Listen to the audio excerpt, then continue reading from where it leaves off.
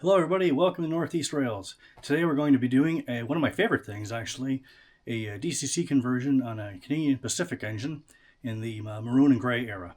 I'm not sure what the exact dates of that era was, but it's my favorite era at least to look at them.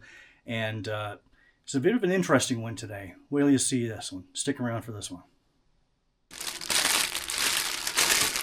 Took. It has class lights on it. I read the manual, something that guys don't normally do.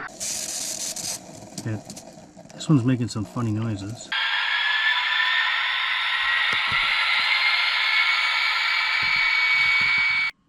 Okay, today we're going to do another DCC conversion.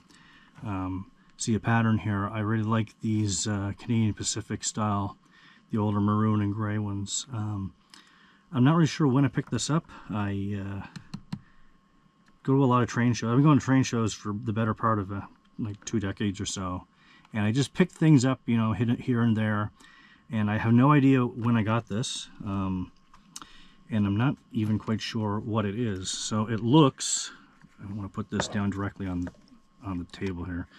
It looks like it's either a Athearn, because it's got the Athearn style, the 4 pins here, and it has the Athearn style wheel bearings and electrical pickups. But Proto 2000 and maybe Proto 1000 if they made a number of engines, but the Proto series lifelikes also had those things, and there's nothing written on the fuel tank. I find it very unusual. There's no branding at all on it. So anyway, we're just gonna dive into it and see what's inside. It could quite frankly be just about anything. So let's make sure I got that fairly centered in the camera, and we're just gonna go into it and see what we get. I did manage to break off a little piece of that, which I'll have to glue on at some point. This, of course, this was actually damaged when I got it.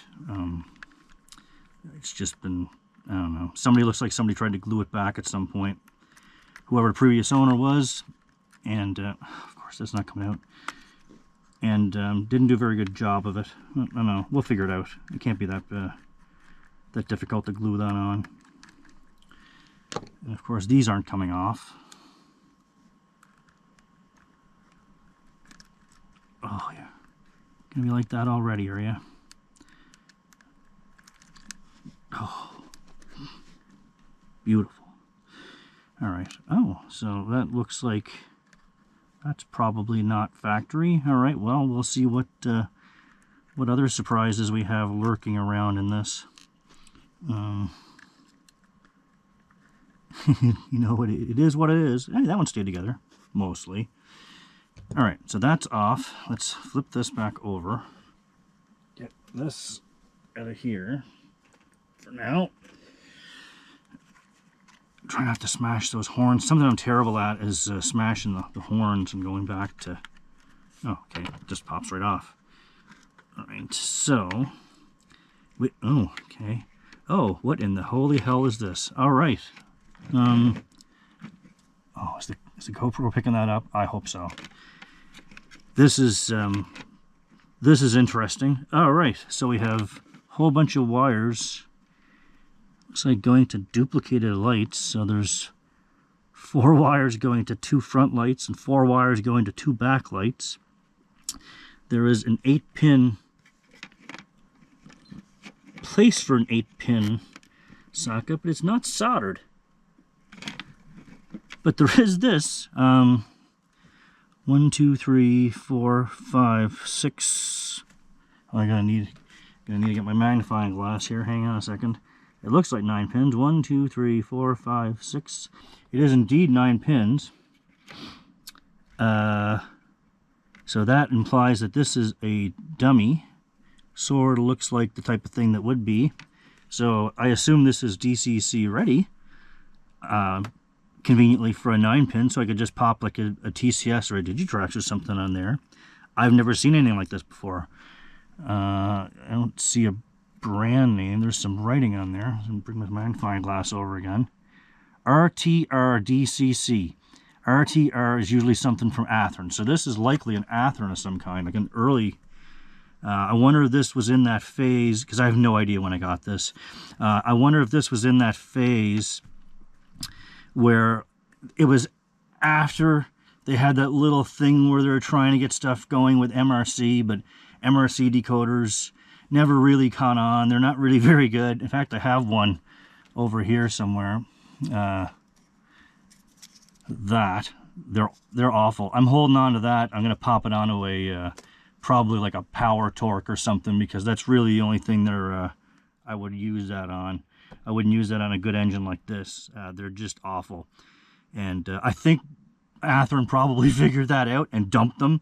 And I wonder if this is like the intermediate phase where they were going with something else before they went to the higher end stuff with the tsunamis from soundtracks and stuff. Now, that implies that this is probably an early Athearn Genesis, maybe. Like it seems to be an Athearn board, has the Athearn underside on it.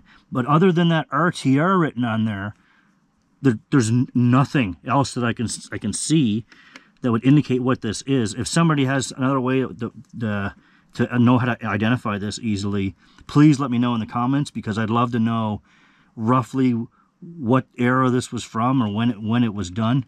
It's 8205 CP. Very interesting. So, you know, this might be a really quick video. So let's try popping this off here. I guess this is where the struggle will end up being.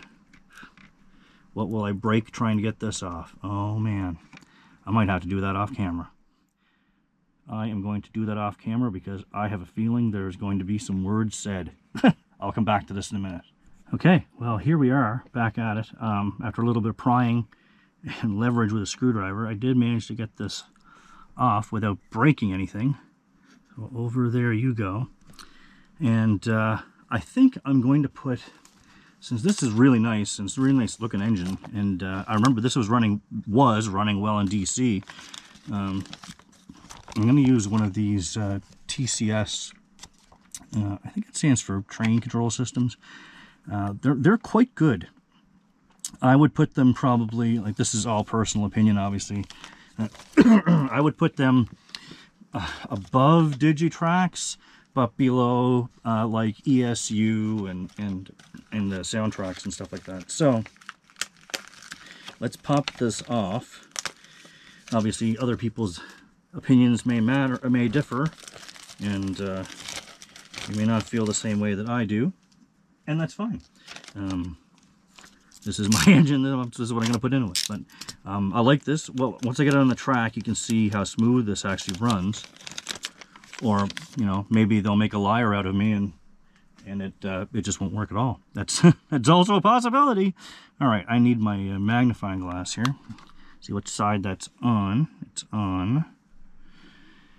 Pins up. Okay, so it's this way. Let's try to get this in here without breaking anything. It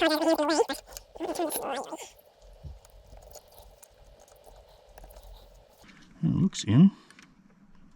Nope, not yet. It's close.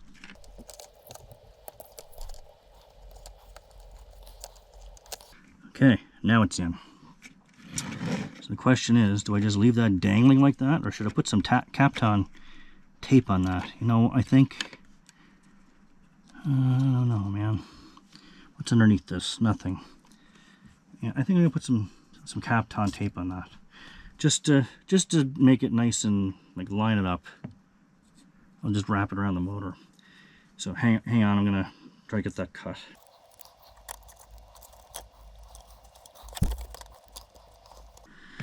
Right. Okay. So that looks okay on that side.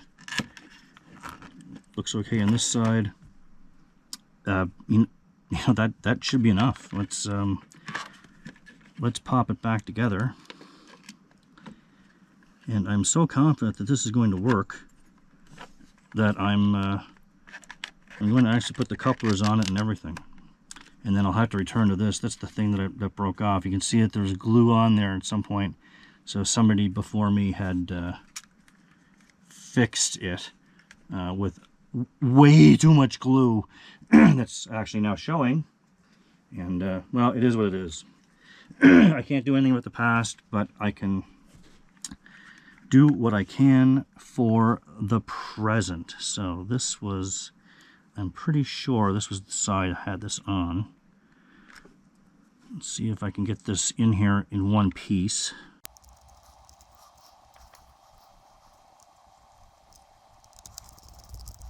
Okay, that side's working. This side's broken. We'll fix it. That sure looks like a KD. This looks like a KD, but number 5, I think, is the one that doesn't have the whiskers on it. So this would go this way. Let's see how much frustration I have to go through to get this working. That went together surprisingly well. Okay, now let's get this here so we can see what I'm doing. Come on, squeeze in there. Squeeze in there. There's always something. Alright, that seems to be working. Let's bring this to the track. I will come back to glue that in a bit, but let's go pop that on the track first and see what happens. Hopefully that just works. Okay, I'm just going to do a handheld for a minute with this, and let's see what we got here. We have number 3. I assume that's what the default's going to be, and we'll just get her going a bit.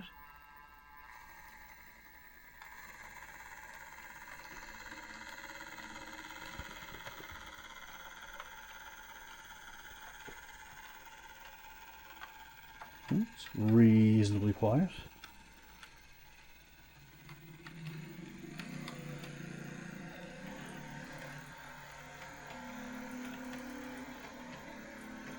It's a bit noisy.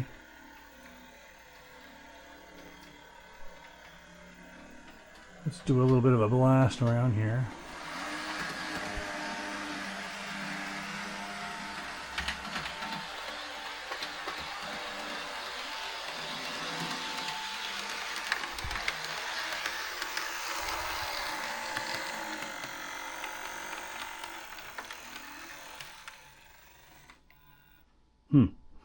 Stop pretty fast, even though it has 2 flywheels. Let's back it up a little. Turn the lights on, maybe. There you go.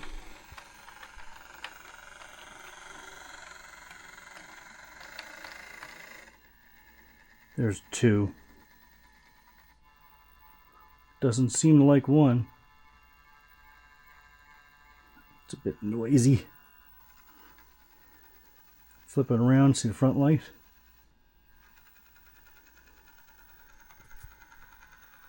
Yeah, seems to be working. Well, that was a quick conversion, so not bad. And I hope you like these CP engines as much as I do, and thanks for watching.